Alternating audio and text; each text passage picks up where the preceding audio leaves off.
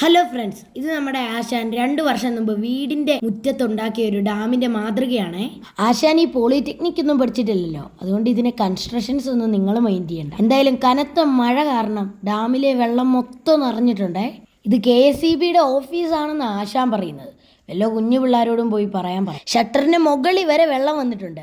അപ്പൊ നമുക്കിത് ആശാൻ അറിയാതെ ഒന്ന് തുറന്നുവിടാം. ഉദ്ദേശിച്ചത് ബഹുമാനപ്പെട്ട മണിയാശാനെ അല്ല കേട്ടോ. ഇത് കണ്ടോ, 5 ഷട്ടറിന്റെ മുകളിലും വെള്ളം പൊങ്ങി കിടക്കുന്നത്.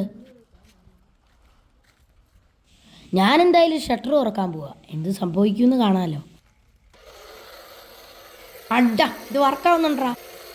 കുഞ്ഞു പിള്ളേരുടെ ടോയ്ക്കാരൻ്റെ മോട്ടറൊക്കെ വെച്ചിട്ടാണ് ആശാനി ഇലക്ട്രിക് ഷട്ടർ ഉണ്ടാക്കിയേക്കുന്നത്. റിവേഴ്സ് ഫോർവേഡ് സ്വിച്ച് വെച്ചിട്ടാണ് ഈ ഷട്ടർ പൊക്കുന്നതും താക്കുന്നതും.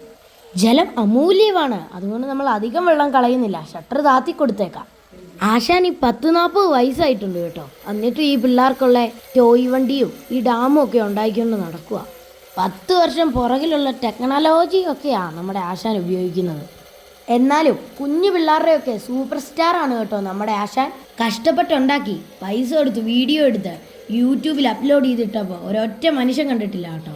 വേണമെങ്കിൽ ഞാൻ ആ വീഡിയോയുടെ ലിങ്ക് താഴെ കൊടുത്തേക്കാം, താല്പര്യമുള്ളവർ മാത്രം പോയി കണ്ടാൽ മതിയേ. അപ്പോൾ എല്ലാവർക്കും ഹാപ്പി സാറ്റർഡേ.